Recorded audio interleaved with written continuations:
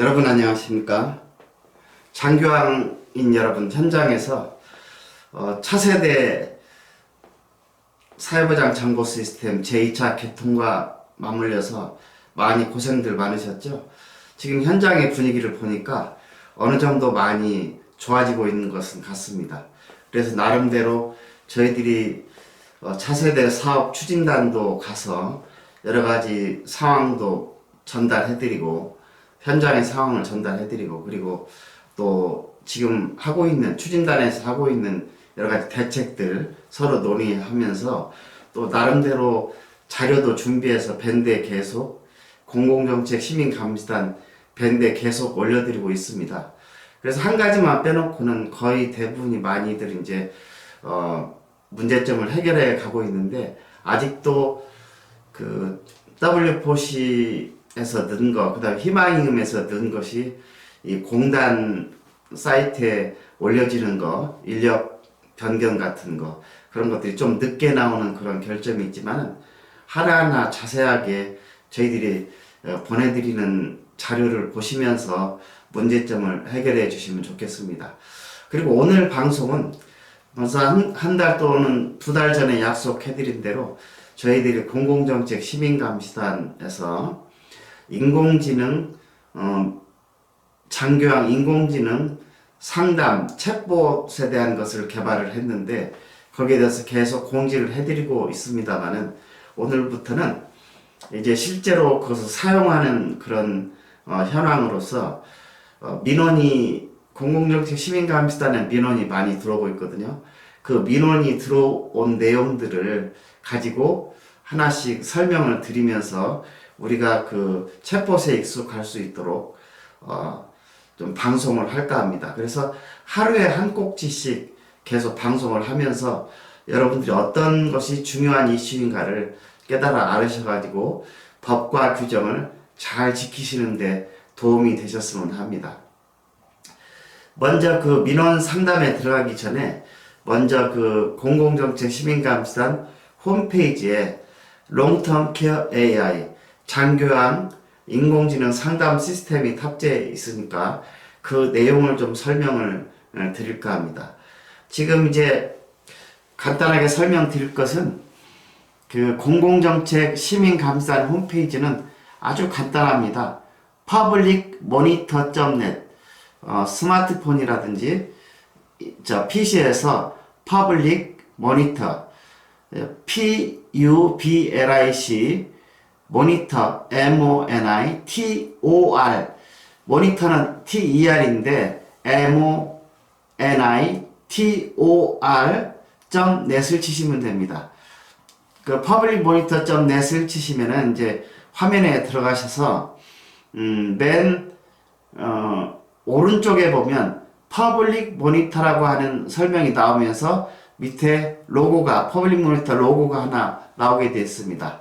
지난번에 이제 홈페이지에 대한 소개는 다 드렸기 때문에 오늘은 바로 publicmonitor.net에 들어가셔서 간단하게 이 인공지능 챗봇을 이용하시는 방법에 대해서 설명을 드리고자 합니다.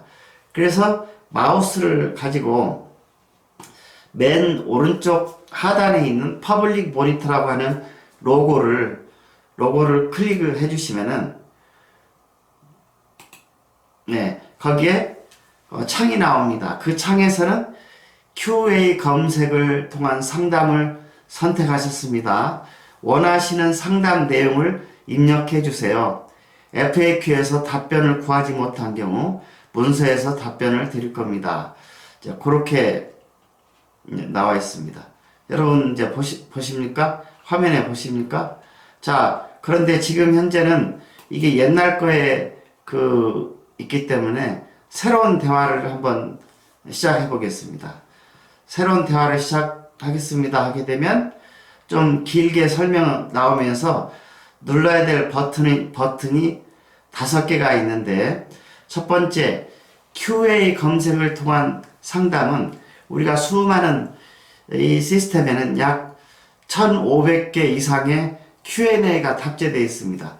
그래서 장교황 전 분야 그리고 타 법령에 나와 있는 Q&A까지도 약 1500개 나와 있는데, 두 번째는 문서 검색을 통한 상담에서는 QA가 만들어지지 않았을 경우에 우리가 그 장교양에서 사용하는 한 80가지의 문서를 전부 다 인공지능이 가지고 있어서 문서 어떤 알고 싶으신 것을 치시면은 그 문서를 검색하는 겁니다.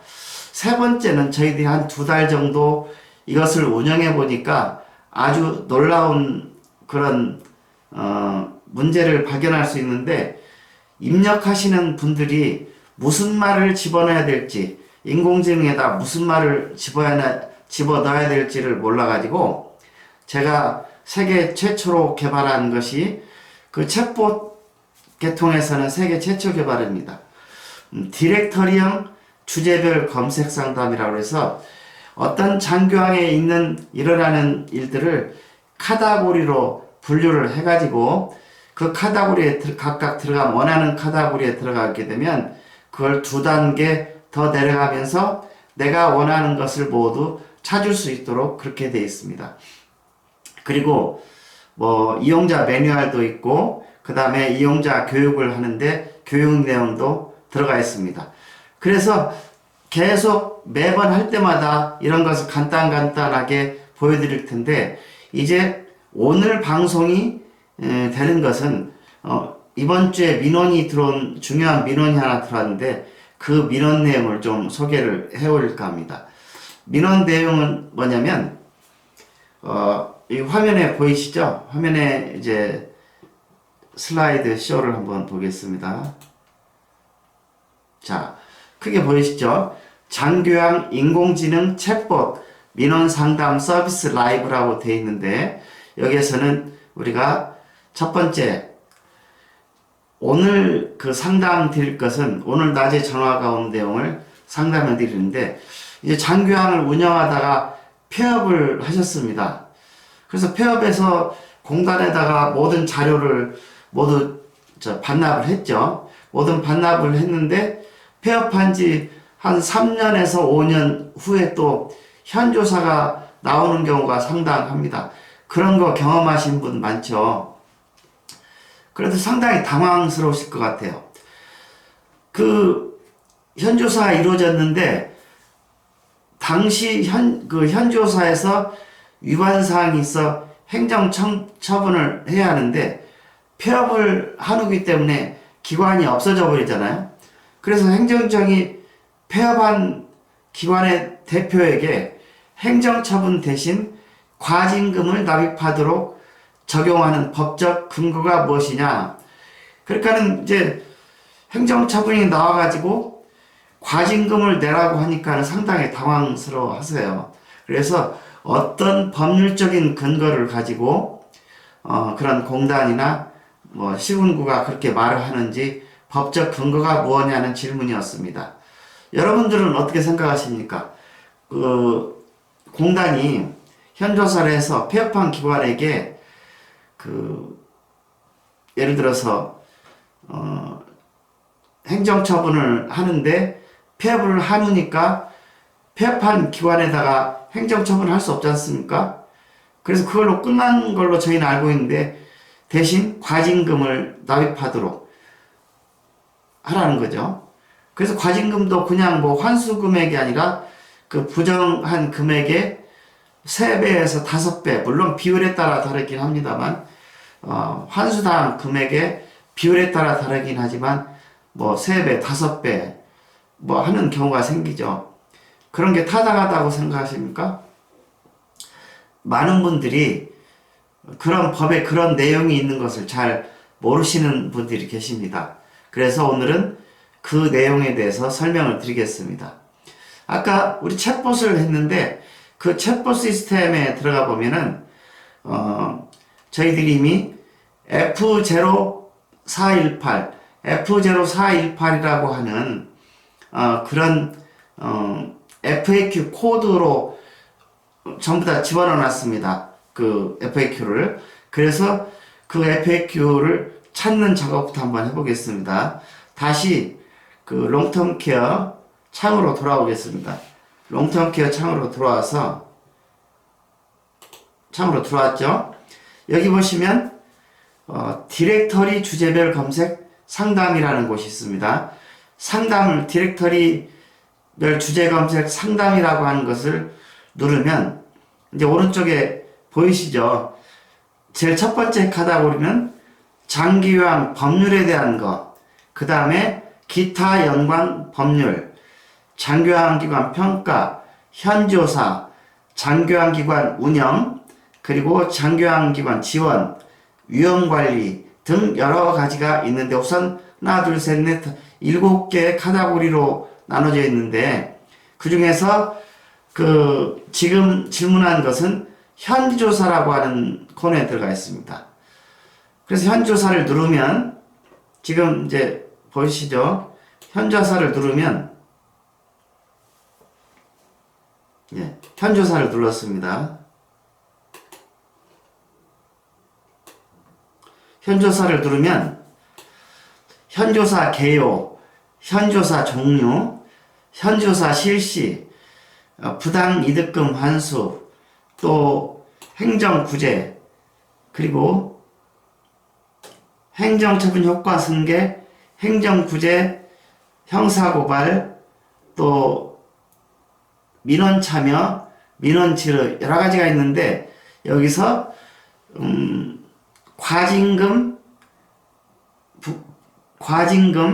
부당이득금 징후를 누르게 되면 우리가 원하는 항목이 나옵니다. 다시 창을 다시 열어보겠습니다. 이 과정을 한번 잘 보십시오. 처음부터 다시 하겠습니다. 디렉터리행 주제별 검색을 누릅니다. 그렇게 되면 여기에 두 번째 현조사라고 하는 레벨 2의 버튼이 있죠. 그럼 현조사를 누르게 되면 또 세 번째 버튼으로 부당이득금 징수라는 것이 있습니다. 부당이득금 징수라고 하는 것에 버튼을 누르게 되면 마지막 버튼에 418 내용은 장기 요양기관을 운영하다가 폐업한 후 현조사가 이루어졌습니다. 당시 현조사를 했는데 폐업을 하고 있어서 어떻게 하러 와서 폐업한 기관이었기 때문에 과징금을 내라고 하는데 법적 근거가 뭐냐 하는 그런 내용이 여기 버튼이 나와 있는데 그것이 F0418입니다. FAQ 코드가 F0418이라는 거죠. 그래서 그걸 누르게 되면 여기서 F0418이라고 하는 것을 누르라고 나옵니다. F0418 한 것을 누르고 오른쪽으로 버튼이 있죠. 버튼을 딱 누르면 신기하게 그 답변이 이렇게 나오게 됩니다. 자, 그 답변을 우리가 개인적인 PC나 스마트폰에서는 쉽게 볼 수 있지만 여러분들이 방송에서 볼 수 있도록 제가 좀 연구를 해가지고 자, 화면을 보겠습니다.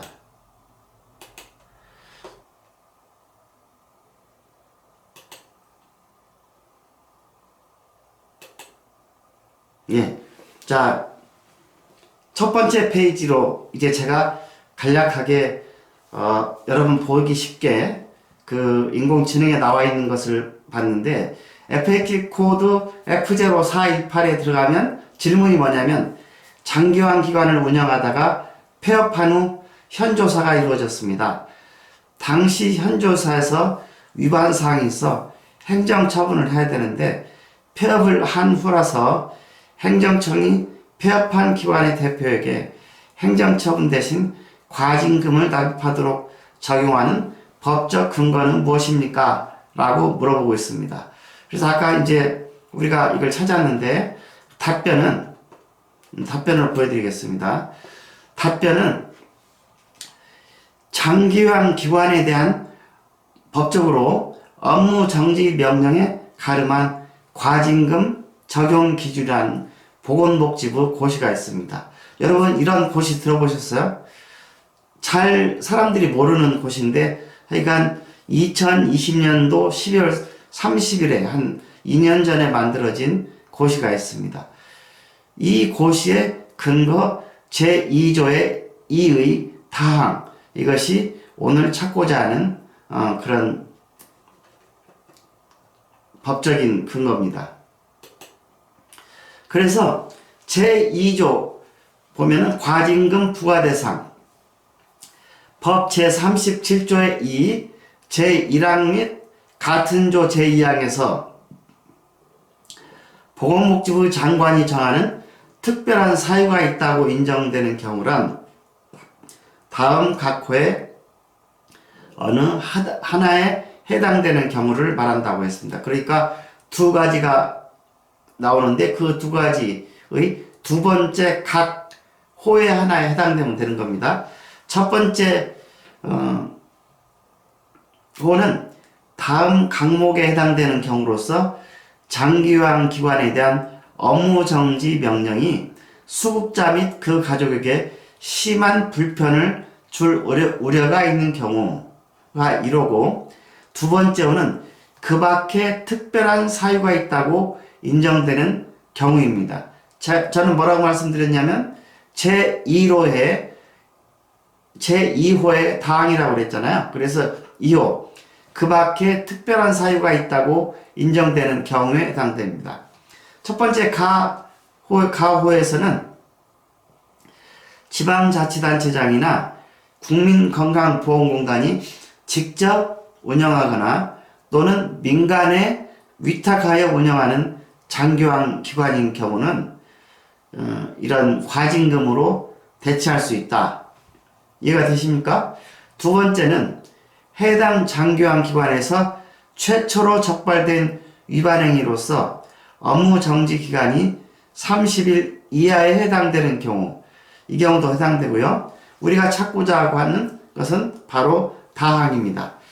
장기유한 기관의 폐업 또는 법인이 개설한 장기유한 기관의 대표자 인격 변경 등으로 인해 업무 정지 명령이 제재 수단으로서 실효성이 없어가지고 과징금 처분이 타당하다고 판단되는 경우, 장기유한 기관을 폐업했거나 사회복지법인과 같이 개설된 장기유한 기관의 대표자가 변동이 됐을 때, 그때는 실효성이 없으니까 과징금을 하겠다라는 것입니다.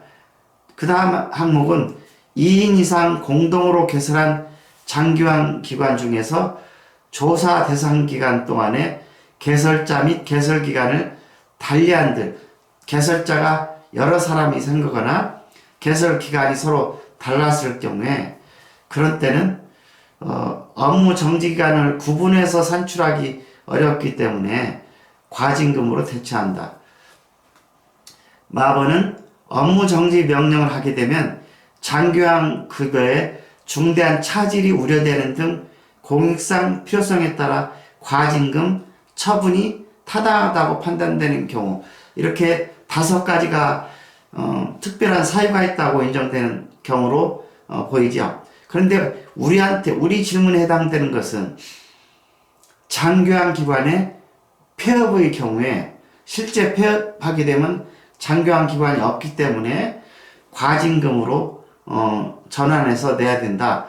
그런 얘기를 하고 있는 것입니다.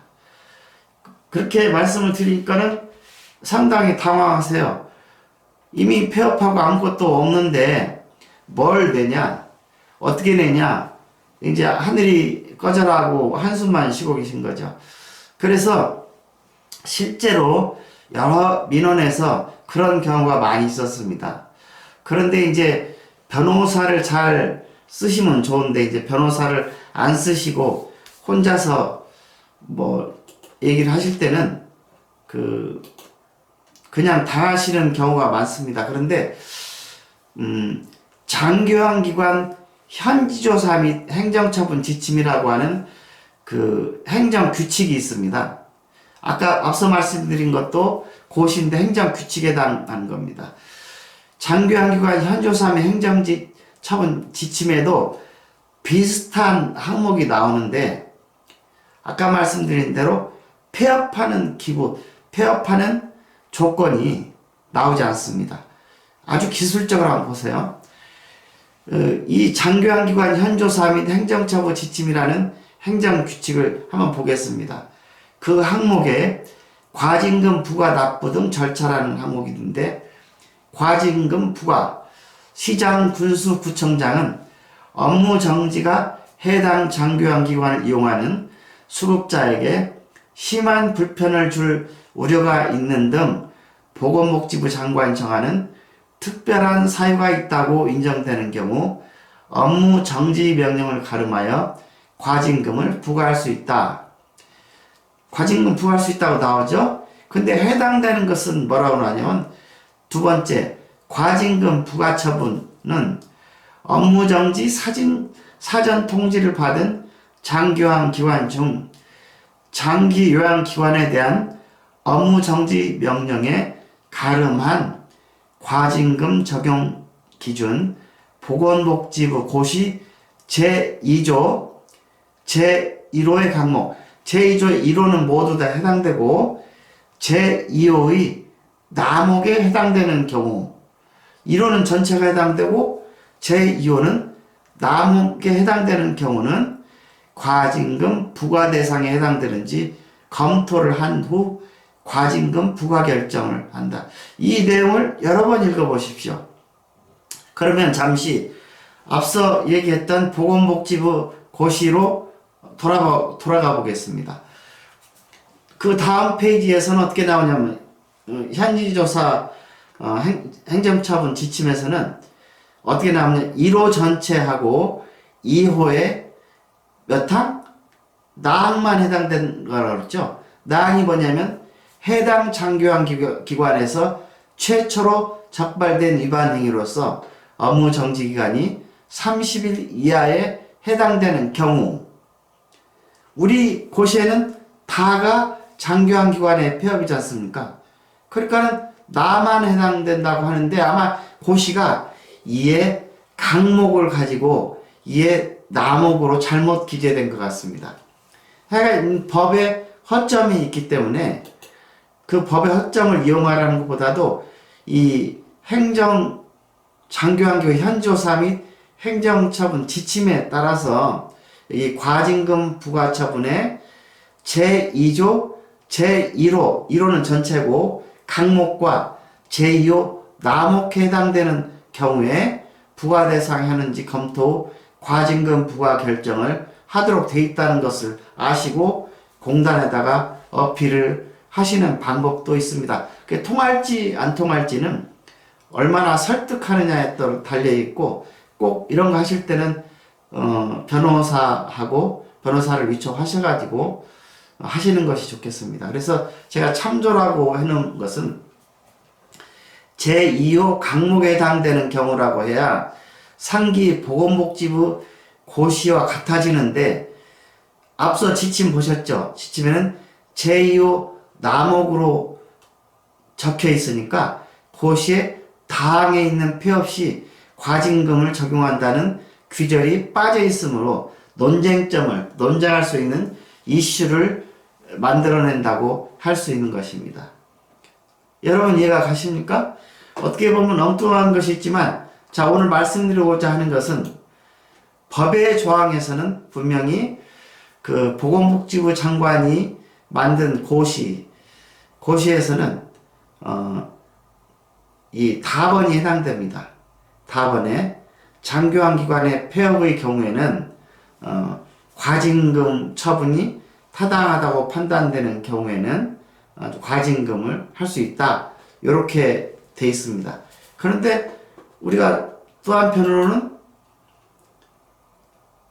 이게 그 장교환기관 현조사 및 행정처분 지침, 여러분들이 이게 필요하시면 말씀해 주세요. 댓글에 달아주시면은 저희가 다 보내드리겠습니다.